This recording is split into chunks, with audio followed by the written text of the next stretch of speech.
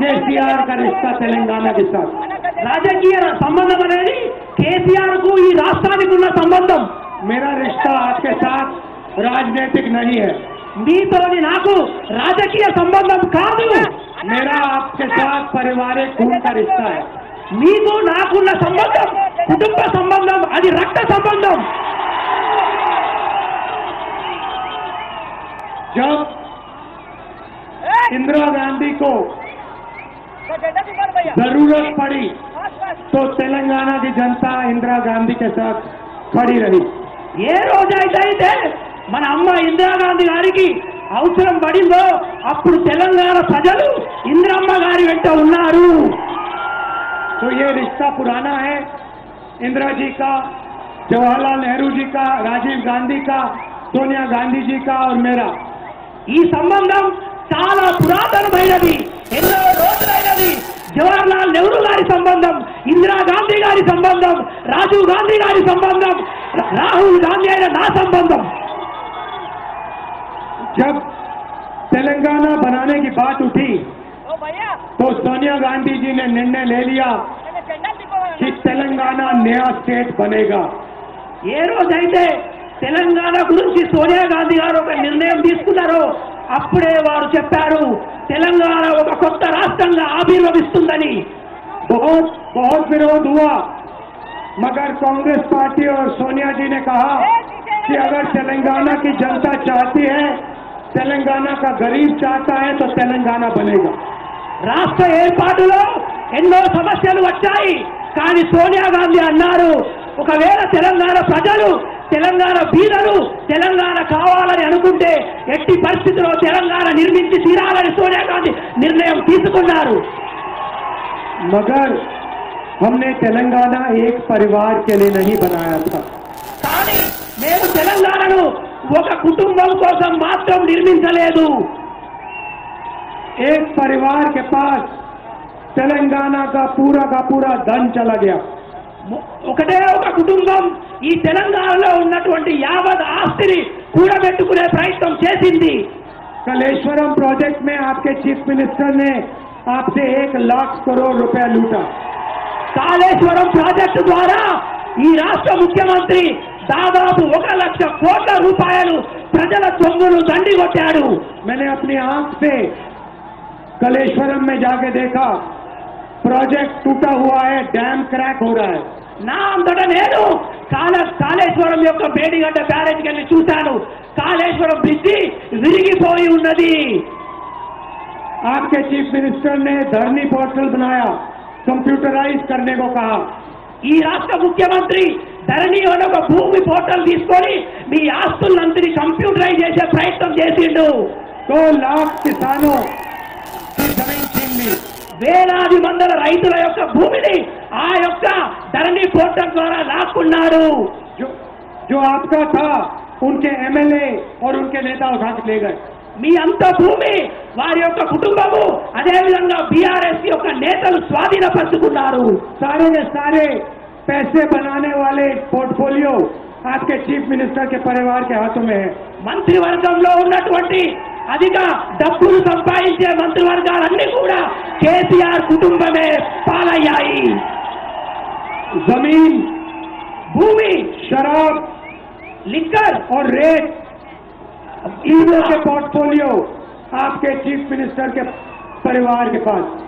మూడిటి యొక్క ఇసుక, మద్యం, లిక్కర్ వీటన్నిటి యొక్క మంత్రిత్వ శాఖలు వాళ్ళ కుటుంబ స్వాధీనంలో ఉన్నాయి. दलित बंधु स्कीम में उनके एमएलए 3 लाख रुपए का कट लेते हैं। దళిత బంధు అనే స్కీమ్ ద్వారా వారు ఎమ్మెల్యేలు 3 లక్షలు లంచం తీసుకొని దళితులకు దళిత బంధు ఇస్తున్నారు. केसीआर ने कांग्रेस से पूछा, कांग्रेस ने पिछले 60 साल में क्या किया। కేసీఆర్ గారు అనుకుంటున్నారు ఈ 70 సంవత్సరాల్లో కాంగ్రెస్ పార్టీ ఏమి చేసిందని అడుగుతున్నారు. केसीआर जी, जिस स्कूल में आप पढ़े, जिस कॉलेज में आप पढ़े, वो कांग्रेस पार्टी ने बनाया था। కేసీఆర్ గారు మీరు ఏ స్కూల్ అయితే చదువుకున్నారో అది కాంగ్రెస్ పార్టీ నిర్మించిన పాఠశాల అని మీరు మర్చిపోకండి. जिस हैदराबाद से आपने हजारों करोड़ चोरी किया, उसको आईटी का दुनिया का कैपिटल कांग्रेस पार्टी ने बनाया था। ఏ హైదరాబాద్ నగరం ద్వారానైతే మీరు లక్షల కోట్ల ఐటీ వసూళ్లు చేసి పన్నులు వసూలు చేస్తున్నారో అది కాంగ్రెస్ పార్టీ నిర్మించిన హైదరాబాదు. ये सड़कें, इंफ्रास्ट्रक्चर, पुल ये कांग्रेस पार्टी ने बनाए थे। ఈ రోడ్డు, ఈ రవాణా, ఈ ఇల్లు, ఈ ప్రాజెక్టులన్నీ కాంగ్రెస్ పార్టీ నిర్మించింది. और आपको याद होगा कि कांग्रेस पार्टी किसानों को बिजली फ्री में देती थी। మీ అందరికీ తెలుసు కాంగ్రెస్ ప్రభుత్వం ఉన్నప్పుడు రైతులకు ఉచిత కరెంటు ఇచ్చింది. मैं तेलंगाना के हर किसान को कहना चाहता हूं कि आपको कांग्रेस पार्टी की सरकार फ्री में फिर से गारंटी करके बिजली देगी। తెలంగాణలో ఉన్నటువంటి ప్రతి రైతాంగానికి నేను ఇక్కడి నుంచి పిలిపిస్తున్నాను. కాంగ్రెస్ పార్టీ మళ్ళా మీ అందరికీ ఉచిత కరెంటు ఇస్తుంది. किसान को बिजली के लिए 1 रुपया नहीं देना पड़ेगा। రైతులకు కరెంటు కోసం ఒక్క రూపాయి కూడా కట్టవలసిన అవసరం లేదు. यहाँ पे महिलाएं दिख रही हैं। ఇక్కడ చాలా మంది మహిళలు వచ్చారు. बहनों, आपको सिलेंडर कितने का मिलता है? అక్కలారా, చెల్లెల్లారా, మీకు గ్యాస్ మొత్తం ఎంత రేటుకు దొరుకుతుంది? 1200 का मिलता है। 1200 రూపాయలకు దొరుకుతుంది. कांग्रेस पार्टी की सरकार आएगी, 500 रुपए का आपको सिलेंडर मिलेगा। ఎప్పుడైతే కాంగ్రెస్ ప్రభుత్వం వస్తుందో 500 రూపాయలకే గ్యాస్ సిలిండర్ ఇవ్వబోతుంది. हर महिला को 2500 रुपए महीने के बैंक अकाउंट में हम डालेंगे। ప్రతి మహిళకు నెలకు 2500 రూపాయలు సరాసరి మీ బాసు ఖాతాలో కాంగ్రెస్ ప్రభుత్వం వేయబోతుంది.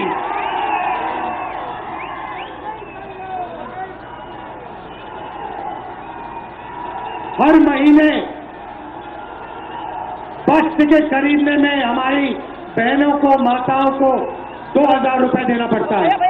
ప్రతి నెల నా అక్కలు, చెల్లెళ్ళు బస్సులో ప్రయాణం చేయడానికి 2000 రూపాయలు చెల్లించవలసి ఉంటుంది. सरकार बनने के बाद हमारी जो बहनें, माताएं हैं, आपको बस के लिए 1 पैसा नहीं देना पड़ेगा। ఎప్పుడైతే కాంగ్రెస్ ప్రభుత్వం ఏర్పడుతుందో, కాంగ్రెస్ ప్రభుత్వం ఏర్పడిన వెంటనే నా అక్క చెల్లెలకు ఉచిత బస్సు ప్రయాణం కాంగ్రెస్ పార్టీ కల్పించబోతుంది. आप फ्री में घूमेंगी।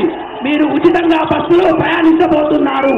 जहां भी आपको जाना हो तेलंगाना में मुफ्त में जाएंगे आप। తెలంగాణలో ఏ మూలలో కూడా మీరు బస్సులో ప్రయాణం చేయాలనుకున్నా ఉచితంగా బస్సులో ప్రయాణం చేసే సౌకర్యం కాంగ్రెస్ ప్రభుత్వం కలిగిస్తుంది. मैंने किसानों से कहा कि आपको हम फ्री में बिजली देंगे। किसानों को फ्री में बिजली देंगे। మేము చెప్తున్నాము రైతులకు ఉచిత కరెంట్ ఇస్తామని. मगर हम वहां नहीं रुकेंगे। కానీ అంతటితో మేము ఆగదలుచుకోలేదు. 15,000 रुपए प्रति एकड़ तेलंगाना के किसान के बैंक अकाउंट में डाल देंगे। ప్రతి ఎకరానికి 15,000 రూపాయల రుణ సహాయం కాంగ్రెస్ పార్టీ అందించబోతుంది. 12,000 रुपए मजदूरों के बैंक अकाउंट में डाल देंगे। 12,000 రూపాయలు కూలీలకు ఇవ్వబోతున్నాము. गृह ज्योति स्कीम में 200 यूनिट फ्री में बिजली मिलेगी सब लोगों को। గృహజ్యోతి పథకం కింద ప్రతి ఇంటికి 200 యూనిట్ల ఉచిత కరెంటు కాంగ్రెస్ ప్రభుత్వం ఇవ్వబోతుంది. और 24 घंटे बिजली मिलेगी। అదేవిధంగా 24 గంటల కరెంటు మీకు లభిస్తుంది. युवा विकासम में 5 लाख रुपए स्टूडेंट्स को पढ़ाई करने के लिए। యువ వికాసం అనే పథకం ద్వారా యువకులకు 5 లక్షల రూపాయలు మీ ఉన్నత విద్య కోసం కాంగ్రెస్ పార్టీ సహాయం చేస్తుంది. और चेउता स्कीम में 4,000 रुपए पेंशन के। 4,000 రూపాయలు చేయూత ద్వారా ప్రతి ఒక్కరికి అందించబోతున్నాము. भाइयों और बहनों, ये 6 जो गारंटी है ये पहली कैबिनेट मीटिंग में हम पास करने जा रहे हैं। ఏవైతే కాంగ్రెస్ పార్టీ ఇచ్చిన ఈ 6 గ్యారెంటీలు ఉన్నాయో ప్రభుత్వం ఏర్పడిన వెంటనే మొదటి మంత్రివర్గంలోనే ఇవన్నీ అమలు చేయబోతున్నాము. चुनाव के एकदम बाद, चीफ मिनिस्टर के स्वेरिंग इन के एकदम बाद एक कैबिनेट मीटिंग बैठेगी। ప్రభుత్వం ఏర్పడిన వెంటనే మొదటి కేబినెట్ మీటింగ్ లోనే ఇవన్నీ అమలు చేస్తాము. उसमें सारे के सारे मंत्री बैठेंगे। దాంట్లో ఆ కేబినెట్ మీటింగ్ లో అన్ని మంత్రివర్గాల మంత్రులు కూర్చుంటారు. और तेलंगाना की नई सरकार का पहला काम ये गारंटी को कानून में बदलने का होगा। మంత్రివర్గం ఏర్పడిన వెంటనే కాంగ్రెస్ ప్రభుత్వం యొక్క మొదటి లక్ష్యం ఈ 6 గ్యారెంటీల్ని రాష్ట్ర ప్రజలకు అందించడమే మా లక్ష్యం. केसीआर ने एक परिवार का राज किया। కేసీఆర్ గారు ఒక కుటుంబ పాలన చేశారు. हम पिछड़ों, दलितों और आदिवासियों का राज चाहते हैं। కానీ మేము దళితులు, బలుగు, బలహీన వర్గాల పేదల కోసం ఈ ప్రభుత్వాన్ని నడుపుతాము. इसलिए हम रिजर्वेशन, लोकल बॉडी में रिजर्वेशन को 23% से 42% तक बढ़ा रहे हैं। కాబట్టి స్థానిక సంస్థలో ఉన్నటువంటి రిజర్వేషన్లను మేము పెంచాలని అనుకుంటున్నాము. 34,000 नए लोगों को लोकल बॉडी में इलेक्शन जीतकर पोजीशन मिलेगी। అనేక మంది కొత్త వారికి దాదాపు 24,000 వేల మందికి కూడా ఈ కొత్త రిజర్వేషన్ ద్వారా అవకాశం దొరికే అవకాశం ఉన్నది. और उसमें महिलाएं भी शामिल होंगी। ఆ కొత్త రిజర్వేషన్లలో అనేక మంది మహిళలకు కూడా అవకాశం కల్పించబోతున్నాము. प्रजाला सरकार होगी, चौराला सरकार नहीं। प्रजाला सरकार नहीं। ఇది ప్రజల సర్కార్, ప్రజల ప్రభుత్వం రాబోతుంది, దొరల ప్రభుత్వం కాదు. और भाइयों बहनों, मैं आपको साफ बता रहा हूं, जितना पैसा इस केसीआर ने आपसे चोरी किया है, उतना पैसा आपके बैंक अकाउंट में अगले 5 साल में मैं डलवाने जा रहा हूं। సోదరి మల్లారా, మీ అందరికీ మాట ఇస్తున్నాను, ఎంతనైతే ఈ కేసీఆర్ 1000 కోట్లు దోచుకున్నారో వాటన్నిటిని కూడా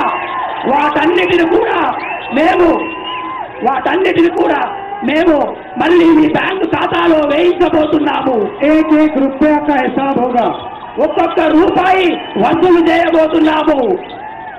जितने पैसे उसने चुराए, उतने पैसे गरीबों को देने जा रहे हो।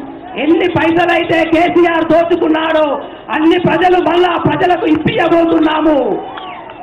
ये हमने अपने हर चीफ मिनिस्टर को कह दिया है। ఇది కేవలం తెలంగాణలో కాదు, ప్రతి రాష్ట్రంలో కాంగ్రెస్ ప్రభుత్వం చేపట్టబోయే కార్యక్రమంగా ప్రతి ఒక్క ముఖ్యమంత్రికి ఆదేశాలు ఇచ్చాము. उन्होंने चोरी की, फ्री में बिजली मिलेगी, बैंक को पैसा मिलेगा। ఎవరైతే వాళ్ళు దోచుకున్నారో ఆ దోచుకున్న పైసలతోనే మీ అందరికీ ఉచిత కరెంట్ ఇవ్వబోతున్నాము. महिलाएं फ्री में जाएंगी बस में।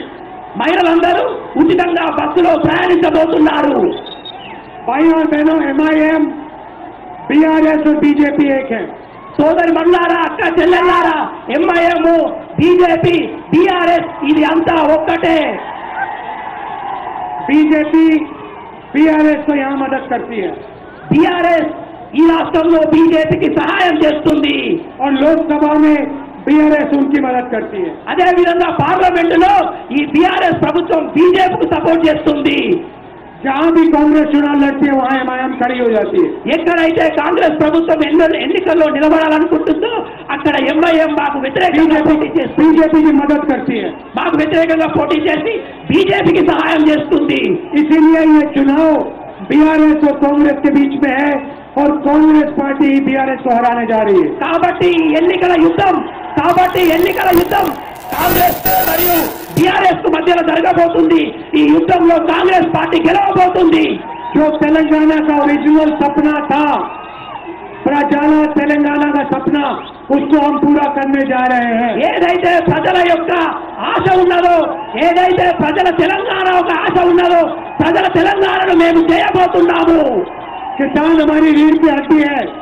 ఈ దేశ రైతులు, ఈ రాష్ట్ర రైతులు మా వెన్నుముక్క.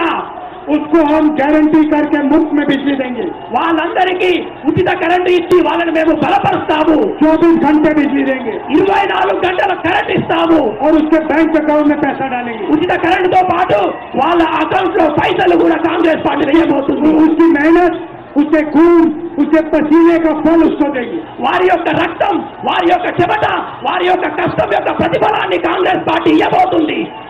आप सब यहाँ आए, दिल से धन्यवाद। మీరందరూ ఎండలో ఇక్కడ దాకా వచ్చారు, మీకెంతో ధన్యవాదాలు, నమస్కారము. और कांग्रेस पार्टी के कार्यकर्ता, हमारे कोalition के कार्यकर्ता, आप सबका बहुत बहुत धन्यवाद। కాబట్టి కాంగ్రెస్ పార్టీ యొక్క కార్యకర్తలు, అదే విధంగా ఇక్కడికి వచ్చిన ప్రతి ఒక్క కార్యకర్తలకు యొక్క ధన్యవాదాలు. धन्यवाद, नमस्कार, जय हिंद। అందరికీ నమస్కారము. జై హింద్, జై కాంగ్రెస్.